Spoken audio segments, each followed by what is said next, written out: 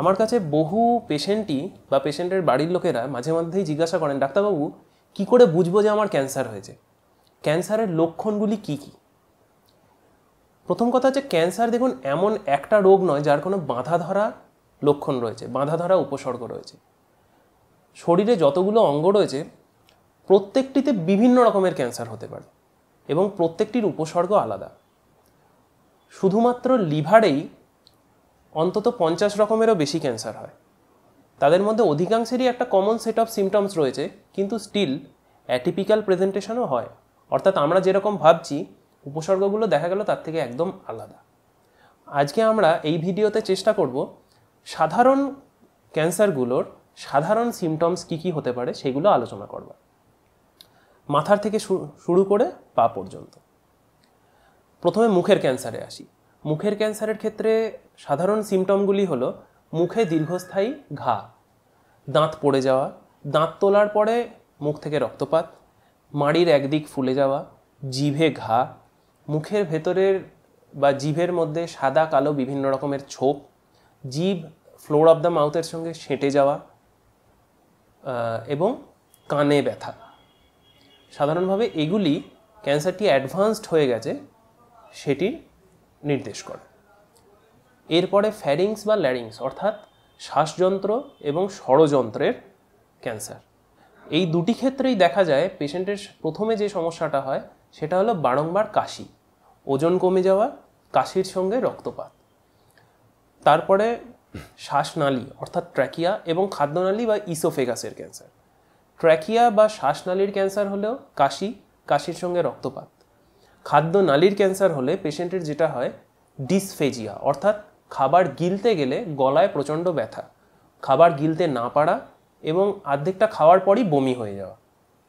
এর সঙ্গে ক্যান্সারটি যদি অ্যাডভান্সড হয়ে গিয়ে থাকে তাতে নানা রকম সিস্টেমিক সিমটমসও হয়, সেটি পরে আসছি। তারপরে পাকস্থলীর ক্যান্সার। পাকস্থলীর ক্যান্সারে অধিকাংশ সময়ই দেখা যায় রোগীর অ্যানিমিয়া অর্থাৎ রক্তাল্পতা, খিদে না হওয়া, কন্টিনিউয়াস ভমিটিং এবং 3-4 দিন আগে খাওয়া খাবারও বমির সঙ্গে উঠে আসতে পারে। পেটে ব্যথা, পেটে অনেক সময়ই একটা লাম্প বা ভেগ ফুলনেস পেটের উপরের অংশে পাওয়া যায়।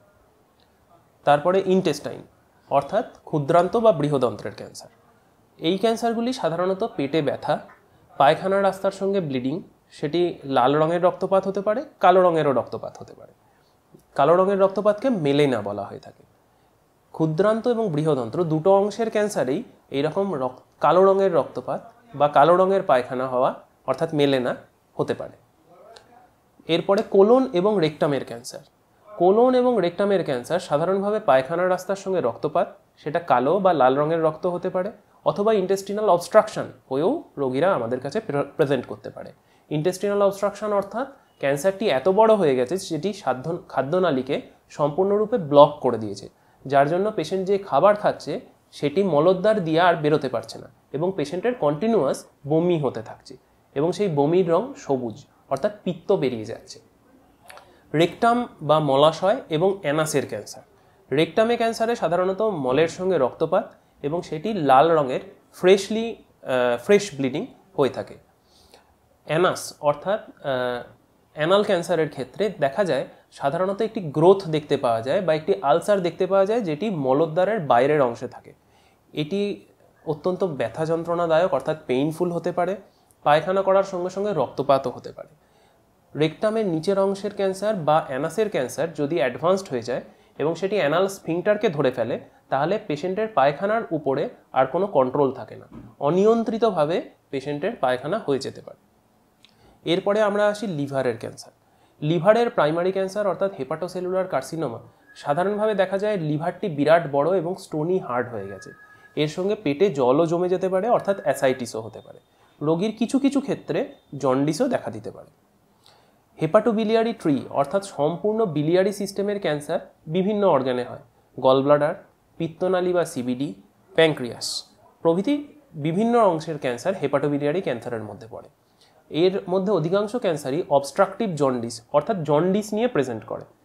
জন্ডিস, খেতে না পারা, মুখ থেকে রক্তপাত, পেট ফুলে যাওয়া অর্থাৎ অ্যাসাইটিস হয়ে যাওয়া, পায়খানার রাস্তায় রক্তপাত প্রভৃতি হেপাটোবিলিয়ারি ক্যান্সারে দেখতে পাওয়া যায়।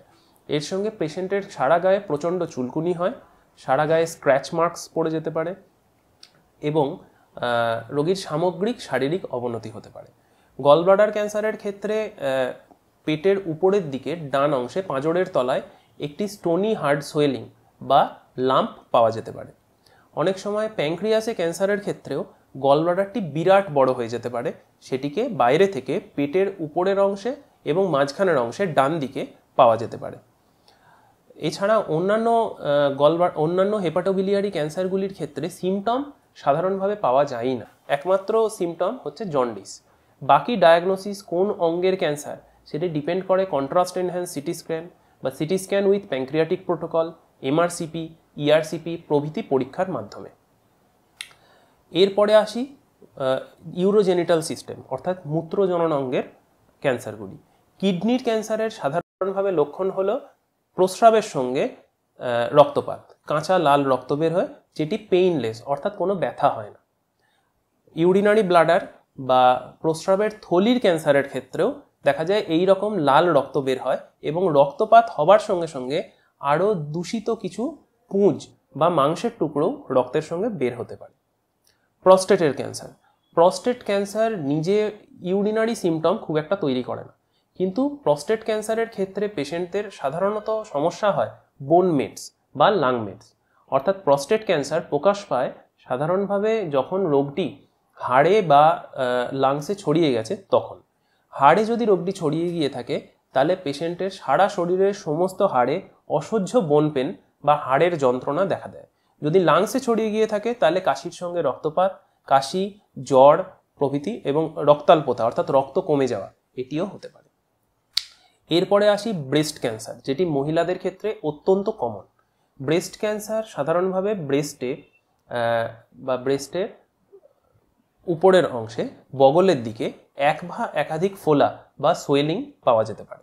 এই সোয়েলিংগুলি আর্লি স্টেজে মোবাইল অর্থাৎ যেটিকে নাড়ানো সম্ভব, কিন্তু অ্যাডভান্সড স্টেজে এগুলি ফিক্সড হয়ে যায় অর্থাৎ সেগুলিকে আর নাড়ানো যায় না। এছাড়াও নিপল থেকে অনিয়ন্ত্রিত সাদা, লাল, কালো প্রভৃতি বিভিন্ন ধরনের রস বেরোনো ব্রেস্ট ক্যান্সারের লক্ষণ হতে পারে। মহিলাদের অন্যান্য যেগুলি গাইনাকোলজিক্যাল ক্যান্সার হয় যেমন ওভারি, ইউটেরাস বা এন্ডোমেট্রিয়াম এবং সার্ভিক্সের ক্যান্সার। ওভারি ক্যান্সার এমন একটি ক্যান্সার যেটি ক্যান্সারের কোনো সিমটম তৈরি করে না। অধিকাংশ ক্ষেত্রেই রোগীর যে সিমটমটি হয় সেটি হলো খেতে না পারা, কিছু খেলেই পেট ফুলে যাওয়া, গ্যাস হওয়া। এই জন্য এই রোগের ডায়াগনোসিস খুব ডিফিকাল্ট, কারণ এটি ক্যান্সার রিলেটেড সিমটম খুব কম ক্ষেত্রেই তৈরি করে। সার্ভিক্স বা জরায়ুমুখের ক্যান্সার সাধারণভাবে দেখা যায় স্বামীর সঙ্গে মেলামেশা করবার পরে মেলামেশার জায়গা দিয়ে রক্তপাত, এটি প্রথম লক্ষণ সার্ভিক্স বা জরায়ুমুখের ক্যান্সারের। এছাড়া দীর্ঘস্থায়ী সাদা স্রাব, দুর্গন্ধযুক্ত স্রাব সার্ভাইকাল ক্যান্সারের লক্ষণ হতে পারে। এন্ডোমেট্রিয়াল ক্যান্সার বা ইউটেরাসের ক্যান্সার, এটির লক্ষণ সাধারণভাবে মাসিক বন্ধ হয়ে যাওয়া অর্থাৎ মেনোপজের পরেও হঠাৎ হঠাৎ করে ব্লিডিং অথবা স্বামীর সঙ্গে মেলামেশা করবার পরে ব্লিডিং, এই দুটো কারণে হতে পারে। এর সঙ্গে আসি শরীরের অন্যান্য অঙ্গগুলি যেগুলি বাইরে থেকে আমরা দেখতে পাই সেগুলির ক্যান্সার, যেমন পেনিস বা পুরুষদের লিঙ্গের ক্যান্সার এবং মহিলাদের ভালভা বা জনন পথের ক্যান্সার। পুরুষদের ক্ষেত্রে লিঙ্গের বা পেনিসের ক্যান্সার সাধারণভাবে পেনিসের উপরে একটি দীর্ঘস্থায়ী ঘা বা দীর্ঘস্থায়ী সোয়েলিং বা ফোলা হিসেবে দেখা দিতে পারে, যার থেকে দুর্গন্ধযুক্ত স্রাব এবং রক্তপাত মাঝে মধ্যেই দেখা যায়। পেশেন্টের যদি সার্কামসিশন না করা থাকে অনেক সময় পেনিসের ফোরস্কিনের ভেতরে এটি একটি দুর্গন্ধযুক্ত বড় ঘা হিসেবে দেখা দিতে পারে। এর সঙ্গে সঙ্গে পেশেন্টের দুদিকের কুঁচকিতে লিম্ফ নোড সোয়েলিং বা বড় বড় গ্রন্থি, ফোলা গ্রন্থি দেখা যেতে পারে। মহিলাদের ক্ষেত্রেও ভালভার বাইরের দিকে অর্থাৎ ভ্যাজাইনার বাইরের দিকে এরকম দীর্ঘদিন ধরে না সারা ঘা এবং দুদিকের কুঁচকিতে বড় বড় লিম্ফ গ্ল্যান্ড বা ফোলা দেখা যেতে পারে। এরপরে আসি মেলানোমা। মেলানোমা এমন একটি ক্যান্সার যা স্কিন ক্যান্সারের মধ্যে পড়ে এবং শরীরের যে কোনো অংশে কালো বা ডিপ ব্লু কালারের নোডিউলস দেখতে পাওয়া যায়। অনেক সময়ই দেখা যায় অ্যাকচুয়াল মেলানোমাটি হয়তো পায়ের আঙুলের ডগায় ছোট্ট একটি ফোলা, কিন্তু পেশেন্টের যখন আমরা সমস্ত স্ক্যান করি তখন দেখা যায় হয়তো তার লিভার, লাংস সব জায়গাতে বিরাট বিরাট মেটাস্ট্যাসিস ভর্তি। মেলানোমা ছাড়াও বিভিন্ন রকমের স্কিন ক্যান্সার হয়ে থাকে, যেগুলি স্কিনের সংশ্লিষ্ট অঙ্গে একটি দীর্ঘস্থায়ী ঘা অথবা একটি ফোলা, যেটি খুব দ্রুত বেড়ে যাচ্ছে, ব্যথা হচ্ছে, এরকমভাবেও প্রকাশ পেতে পারে। এছাড়াও রয়েছে হিমাটোলজিক্যাল ম্যালিগন্যান্সিস, যেমন লিম্ফোমা ও লিউকেমিয়া। লিম্ফোমাতে সাধারণভাবে সারা শরীরের বিভিন্ন লিম্ফ গ্ল্যান্ড বেসিন, অর্থাৎ গলায়, কুচকির কাছে বা পেটে বড় বড় বিভিন্ন রকমের ফোলা পাওয়া যেতে পারে। এগুলি লিম্ফ নোডাল সোয়েলিং বলা হয়ে থাকে। লিউকেমিয়ার ক্ষেত্রে সাধারণত প্রেজেন্টেশন হয় ইনফেকশন, রক্ত কমে যাওয়া, শরীরের রোহিত রক্তকণিকা, শ্বেত রক্তকণিকা, প্লেটলেট প্রভৃতি কমে যাওয়ার মাধ্যমে। এগুলি নিজেরা কোনো সিমটম তৈরি করে না, কিন্তু পেশেন্টের নানা রকমের অদ্ভুত অদ্ভুত ইনফেকশন দেখা দিতে পারে, যেগুলি রক্ত পরীক্ষার মাধ্যমে এবং বোন ম্যারো বায়োপসির মাধ্যমে ধরা সম্ভব রোগীর কোনো হিমাটোলজিক্যাল ম্যালিগন্যান্সি হয়েছে কিনা। যে কোনো রকম ম্যালিগন্যান্সি যদি অ্যাডভান্সড স্টেজে হয়ে যায়, তাদের ক্ষেত্রে অধিকাংশ সময়ই রোগীর পেটে জল জমে যায়, বুকে জল জমে যায়, অর্থাৎ অ্যাসাইটিস এবং প্লুরাল এফিউশন হয়, খিদে নষ্ট হয়ে যায়, ঘুম নষ্ট হয়ে যায়, ওজন কমে যায়, অর্থাৎ অ্যানোরেক্সিয়া এবং ওয়েট লস দেখা দিতে পারে। যত রকমের ক্যান্সার হয় তার কিছু সামান্য উপসর্গ আমরা আজকে আলোচনা করলাম। ক্যান্সারের সংখ্যা যেমন অজস্র, তাদের উপসর্গও অজস্র। আশা করি এই ভিডিওটি আপনাদের কিছুটা হেল্প করবে ক্যান্সারের দ্রুত ডায়াগনোসিস এবং নিরাময়ের জন্য।